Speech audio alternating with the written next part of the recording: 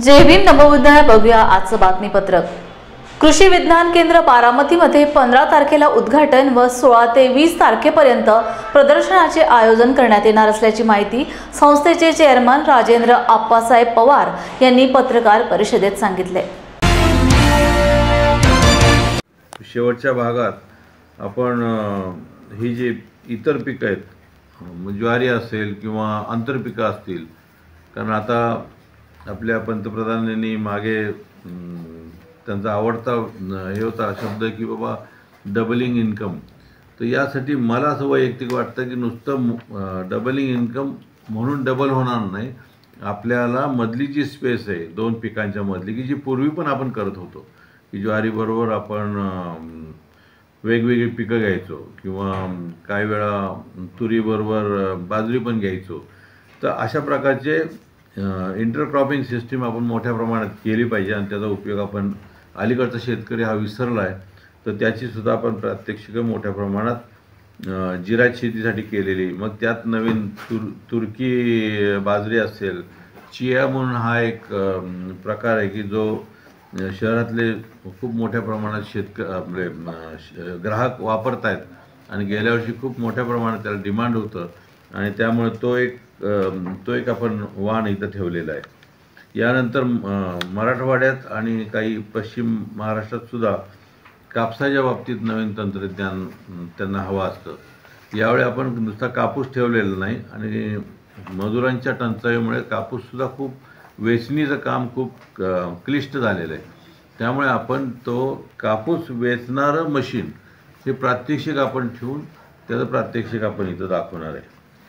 यानंतर सगळ्यात आता पूर्वी आपण श्रीमंत लोक जे खात होते, म्हणजे गहू असेल किंवा तांदूळ असेल, तो पूर्वी श्रीमंत लोक खात होते. आता गरीब लोक गहू आणि तांदूळ खायला लागलेत आणि श्रीमंत लोक म्हणजे ज्याला आपण पूर्वी भरड धान्य म्हणायचो ती खायला लागलेली, की जी पूर्वी गरीब वर्ग हा खात होता किंवा शेतकरी वर्ग खात होता. खूप मोठ्या प्रमाणात आपला महाराष्ट्रात सुद्धा भरड धान्य होते आणि ती आता विसरत चाललेली आहेत.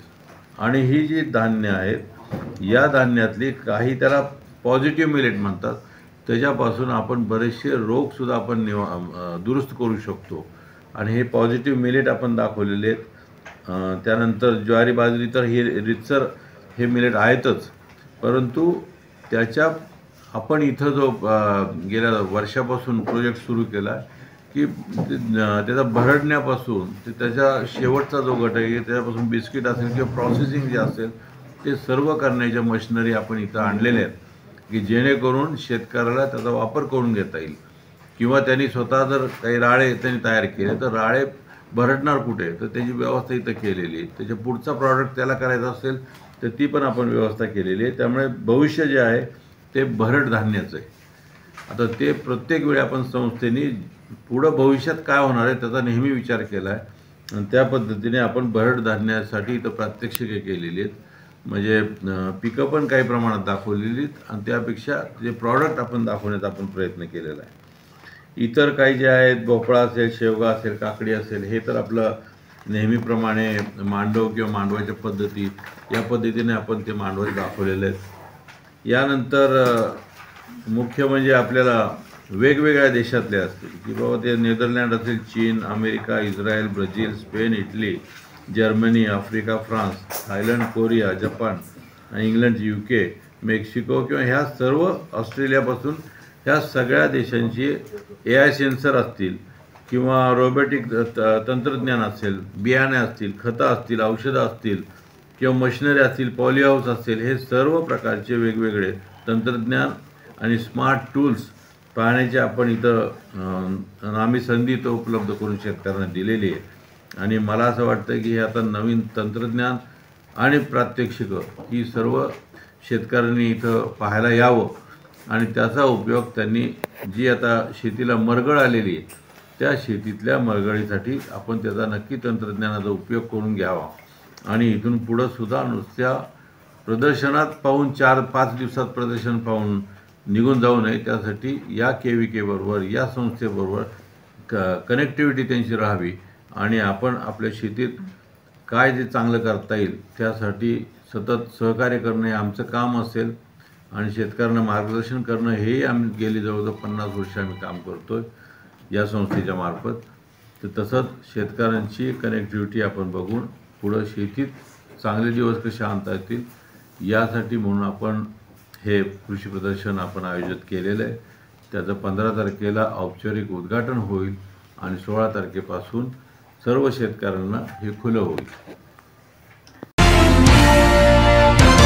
भारतीय संविधानामुळे भारत हे राष्ट्र म्हणून उदयाला आले, पण संविधानाला अभिप्रेत समाजवादी धर्मनिरपेक्ष लोकशाही गणराज्य आपण अद्याप निर्माण करू शकलो नाही. राष्ट्र घडवण्यासाठी संविधानात्मक नैतिकता समाजात रुजविणे ही प्रत्येक भारतीयांची जबाबदारी आहे, असे मत संविधानाचे गाढे अभ्यासक प्राध्यापक देविदास घोडेस्वार यांनी व्यक्त केले. कल्चरल असोसिएशन नांदेडच्या वतीने आयोजित 2 दिवसीय व्याख्यानमालेचे पहिले पुष्प गुंफताना संविधानात्मक मूल्यांची रुजवणूक आणि आपली भूमिका या विषयावर प्राध्यापक घोडेस्वार बोलत होते. अध्यक्षस्थानी माजी शिक्षण संचालक नंदन नांगरे होते, तर विचार मंचावर रेवणदास लोखंडे, कल्चरलचे अध्यक्ष डॉक्टर राजेंद्र गोनारकर, सचिव डॉक्टर विजयकुमार माहुरे उपस्थित होते. यावेळी सामाजिक क्षेत्रात निस्पृहपणे कार्य करणारे पिराजी गायकवाड यांना स्मृतिशेष प्राचार्य अशोक नवसागरे स्मृती पुरस्काराने सन्मानित करण्यात आले. कार्यक्रमात शहरातील विचारवंत व बुद्धिजीवी नागरिक मोठ्या संख्येने उपस्थित होते. भारताचं एक सार्वभौम समाजवादी धर्मनिरपेक्ष लोकशाही सामाजिक आर्थिक व राजनैतिक न्याय विचार अभिव्यक्ती विश्वास श्रद्धा व उपासना 26 नोव्हेंबर 1949 रोजी याद्वारे हे संविधान अंगीकृत आणि अधिनियमित करून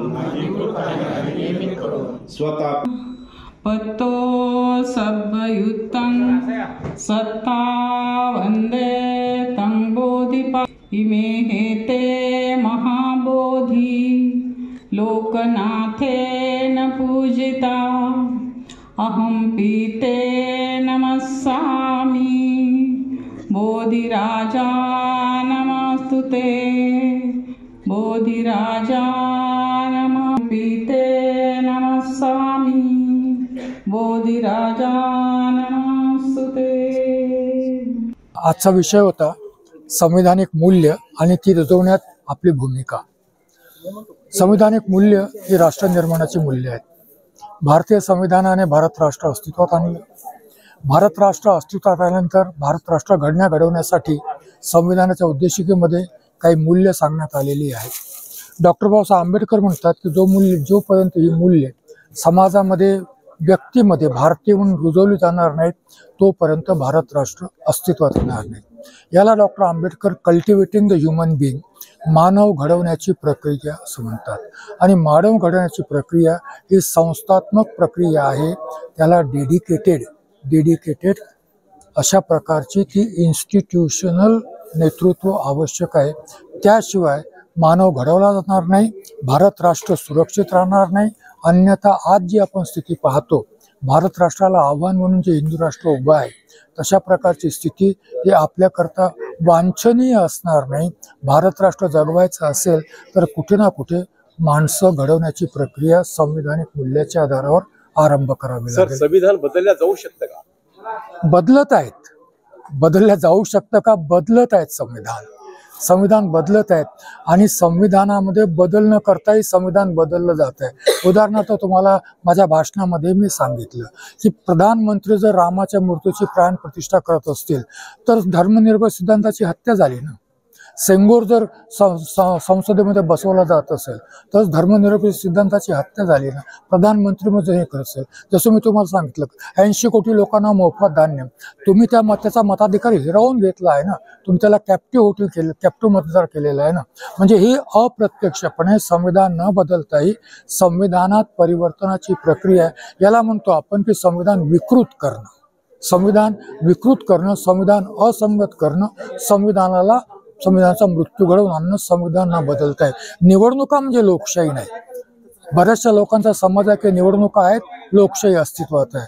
तुम्हाला म्हणजे निवडणुका तर हुकुमशाही पाहिजे असते ना, आणि या निवडणुकीच्या माध्यमातून जर धर्माच्या नावावर मताचं ध्रुवीकरण करून जर बहुसंख्याकांची हुकुमशाही प्रस्थापित होत असेल तर याचा अर्थ या देशामध्ये लोकशाही नाही आहे ना.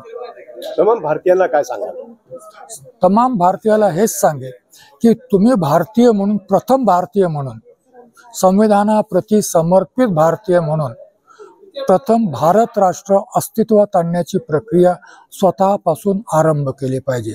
समानता, स्वतंत्रता, बंधुता, न्याय ही मूल्य स्वतःच्या जीवनात उतरवली पाहिजेत. ही बाकीच्यांनी कोणी सांगण्याची गरज नाही. ही मूल्य जर तुम्ही स्वीकारली तर तुम्ही भारतीय व्हाल, भारत राष्ट्राचे नागरिक व्हाल. भारत राष्ट्र निर्माण करण्याकरता एवढं तुमचं योगदान पर्याप्त आहे.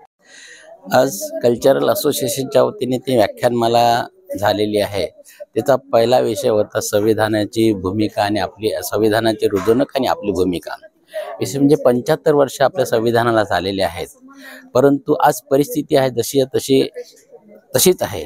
आणि त्याच्यावर थोडासा प्रकाश टाकण्यासाठी, आज थोडंसं सेन्सिटायझेशन करण्यासाठी आज आपण ही व्याख्यानमालेचा पहिला विषय घेतलेला आहे. आणि उद्यासुद्धा अशाच पद्धतीचे म्हणजे स्त्रीचं बळकटीकरण व्हावं या उद्देशाने आम्ही हा दुसरा विषय ठेवलेला आहे. वंदना महाजन ह्या मुंबईच्या खूप चांगल्या वक्त्या आहेत, त्यांचं पण मनोगत उद्या होणार आहे.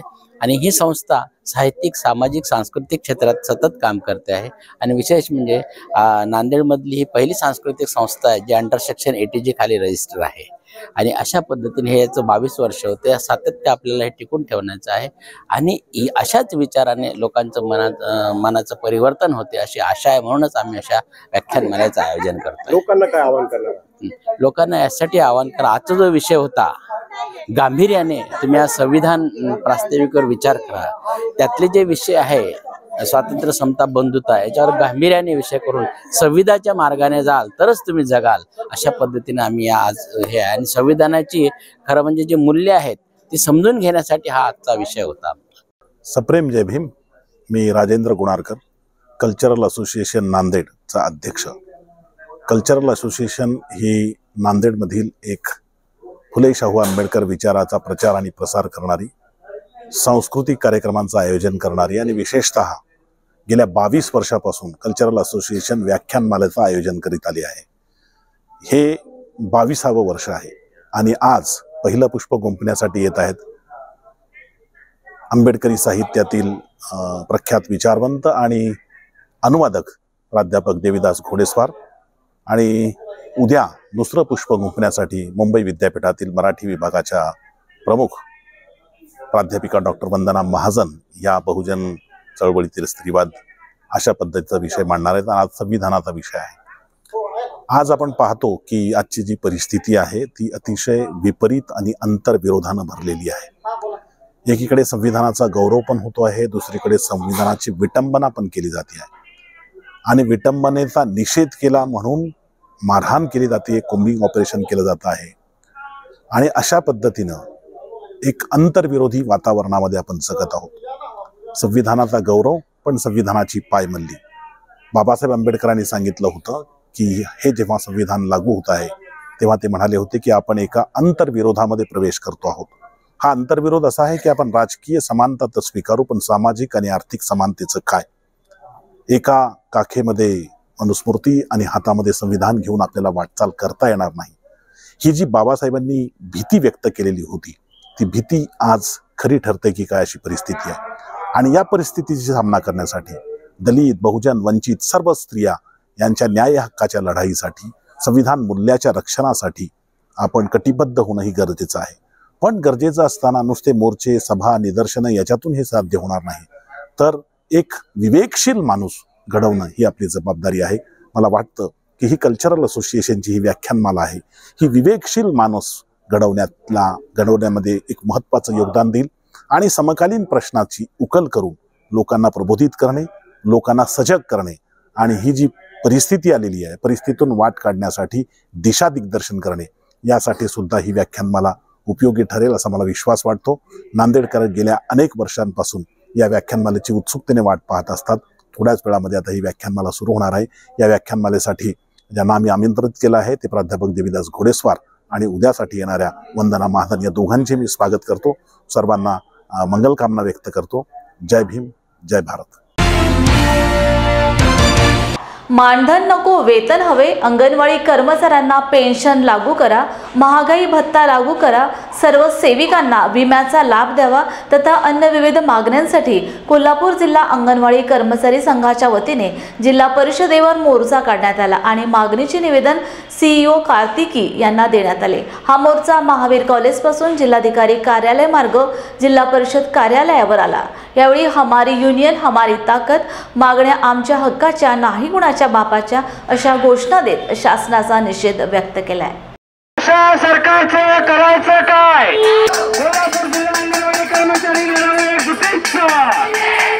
मानधन नको, मानधन नको, त्यांची फसवणूक करणाऱ्या सरकारचा अशा सरकारचं करायचं काय? अशा सरकारचं करायचं काय? मानधन नको, मानधन नको, वेतन आमच्या हक्काचं, पेन्शन आमच्या हक्काची, ग्रॅज्युएटी आमच्या हक्काची, उन्हाळी सुट्टी, PFDAची बिलं, अंगणवाडी इमारत भाडे, मोबाईल रिक्षाचे पैसे,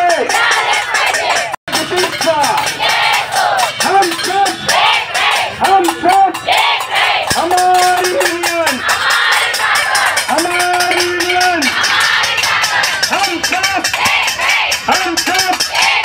हमारी यूनियन, हमारी यूनियन. कर्मचारी लढाऊ एकजुटीचा, कोल्हापूर जिल्हा अंगणवाडी कर्मचारी लढाऊ एकजुटीचा.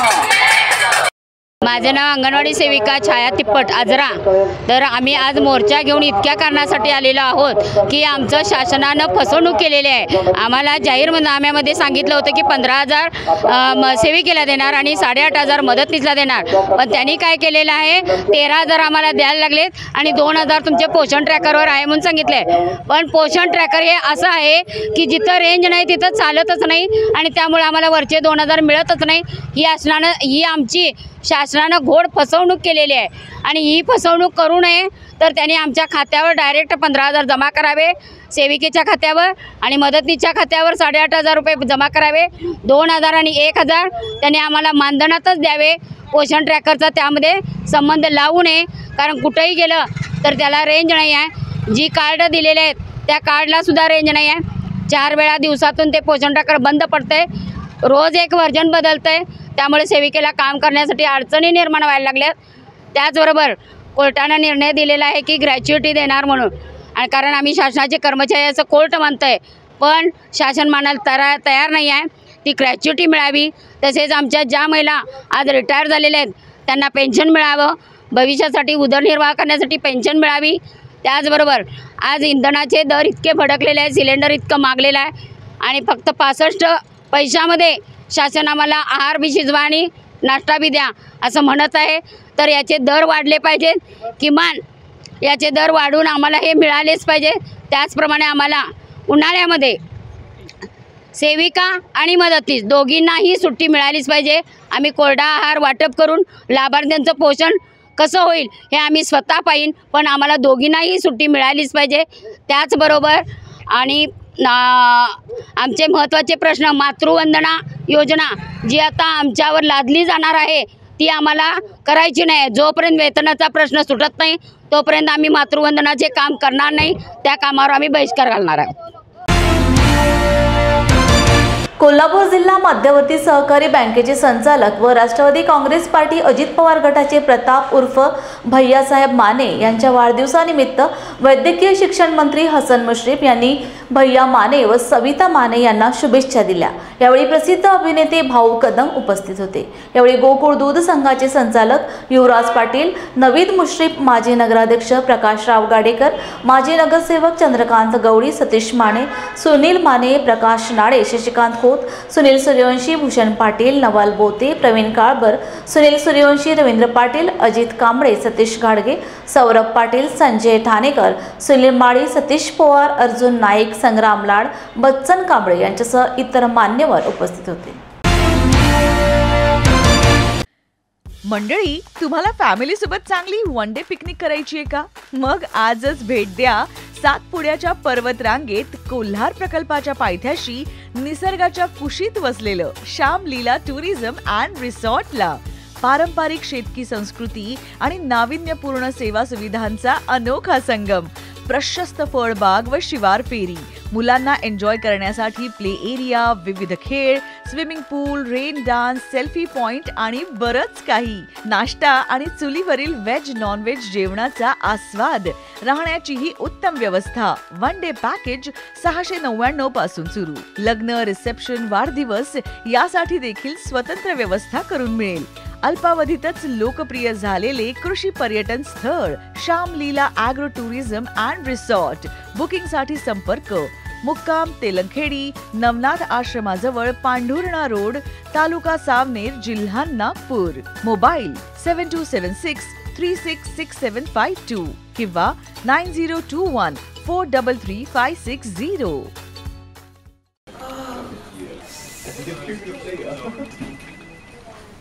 बॉस ने मीटिंग बुलाई। क्या यार, आदमी की तकलीफ को तो समझो।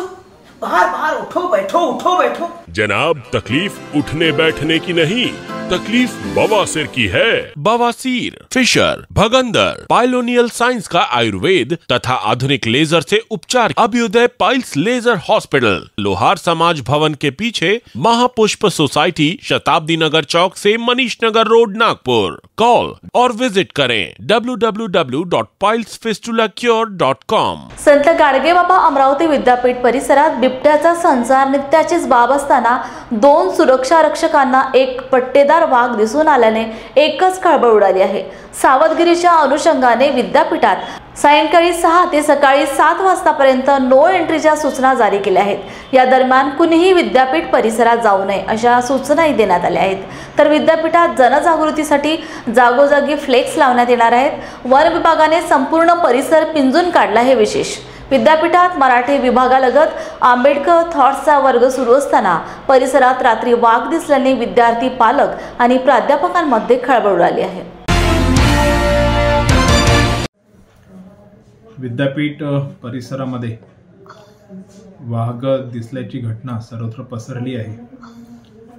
विद्यापीठाचा 450 एकराचा जो परिसर आहे हा विविध वृक्षवल्लींनी नटलेला असा आहे। विविध प्राणी सुद्धा या परिसरामध्ये राहतात। बिबट बऱ्याच कालावधीपासून या ठिकाणी आहे, परंतु परवाच्या रात्रीला साधारणतः 8 ते 9च्या दरम्यान पट्टेदार वाघ दिसल्याचे त्या ठिकाणी 2 सिक्युरिटी कर्मचारी होते। त्यांना तो दिसल्याचे त्यांनी सांगितलं, पण त्याची पुष्टी केली असता त्यांनी वाघच असल्याचे सांगितले। परंतु दुसऱ्या दिवशी वन विभागाचे अधिकारी त्या ठिकाणी आले आणि त्यांनी पाहणी केली, ठसाची पण पाहणी केली, परंतु अंतिम पुष्टी होऊ शकलेली नाही। तरी या परिसरामध्ये सकाळ आणि संध्याकाळी जे नागरिक फिरतात त्यांनी दक्षता घ्यावायची आहे, कारण की केव्हाही कुठलाही घटना घडू शकते। तशा प्रकारचे बोर्ड्स विद्यापीठ प्रशासनाने परिसरामध्ये ठिकठिकाणी लावलेले आहेत। तरी विद्यापीठाच्या वतीने आम्ही आवाहन करतो की आपण कुठल्याही नागरिकांनी फिरताना दक्षता घ्यावी। तसेच या परिसरामध्ये विद्यार्थी राहतात, त्यांनी सुद्धा रात्रीच्या वेळेला दक्षता घ्यावायची आहे। धन्यवाद। राज्यात नुकतीच विधानसभा निवडणूक झाली। या निवडणुकीसाठी महाविकास आघाडीने जोरदार प्रचार केला। विधानसभेपूर्वी झालेल्या लोकसभेतील प्रचाराचे मुद्दे पुन्हा उपस्थित करत जनतेला आपल्याकडे वळवण्याचा प्रयत्न केला, पण जनतेचा कौल महायुतीच्या बाजूने गेला। मात्र आता महाविकास आघाडीतील अनेक नेते मंडळी हे विधानसभेतील पराभवावरून एकमेकांवर आरोप करताना सातत्याने पाहायला मिळतं। नुकतेच काँग्रेस आमदार विजय वडेट्टीवार यांनी मवियाच्या पराभवावर भाष्य केले। त्यावेळी मवियाच्या जागा वाटपाची जबाबदारी असलेल्या खासदार संजय राऊत आणि प्रदेशाध्यक्ष नाना पटोले यांच्यावर अप्रत्यक्षरित्या निशाणा साधला। काँग्रेस आमदार विजय वडेट्टीवार यांनी माध्यमांशी संवाद साधला। यावेळी वडेट्टीवार यांनी महाविकास आघाडीच्या पराभवावर भाष्य केले। विधानसभेला फटका बसण्याचे अनेक कारण असले तरी हे पण कारण नक्कीच आहे। 20 दिवस आम्ही जागेंचा घोळ ठेवला। नाना पटोले आणि संजय राऊत हे 2 प्रमुख नेते त्या ठिकाणी होते। त्यामध्ये आम्ही होतो. परंतु जागा वाटपाचा तिढा जर 2 दिवसात संपला असता तर 18 दिवस आम्हाला प्रचारासाठी आणि प्लॅनिंगसाठी उपयोगी पडले असते. आम्ही कुठलंही प्लॅनिंग करू शकलो नाही. आम्हाला कुठलंही प्लॅनिंग करता आलं नाही. आम्हाला निवडणुकीसाठी तीनही पक्षाला संयुक्त कार्यक्रम आखता आला नाही. हे अनेक कारणं झाली. त्यामुळं मला वाटतं हे एक मुख्य कारण आहे की जागा वाटपांचा घोळ आणि घालवलेला वेळ याचाही फटका नक्की बसलेला आहे. थांबणार आहे याच्यात शंका येते का काय असं वाटतंय का ह्या सगळ्या जागा वाटपायच्या याच्यात? मी म्हणतो ना, खरं म्हणजे कदाचित प्लॅनिंग आहे का इतका वाढवलेला, इतके जो वेळ वाया घालवला. बैठकीची वेळ 11 वाजता, यायचं 2 वाजता, अनेक नेते उशिरा येत होते.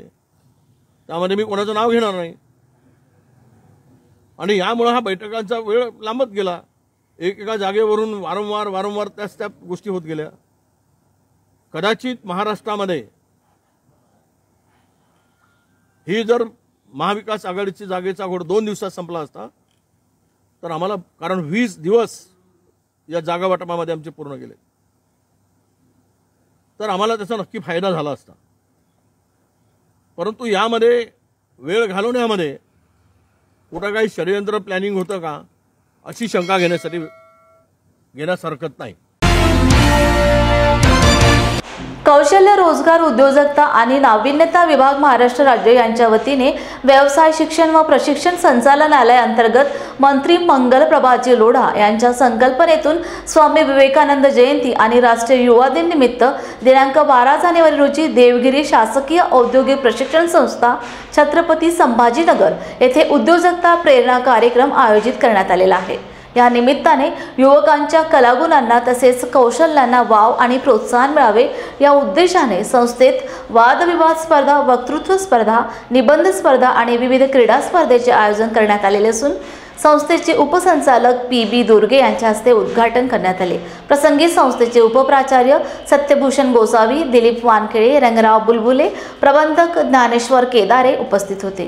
क्रीडा स्पर्धेकरता समन्वयक म्हणून डॉ. विलास जोंधळे आणि पंच म्हणून डॉ. उभाळे यांनी काम पाहिले.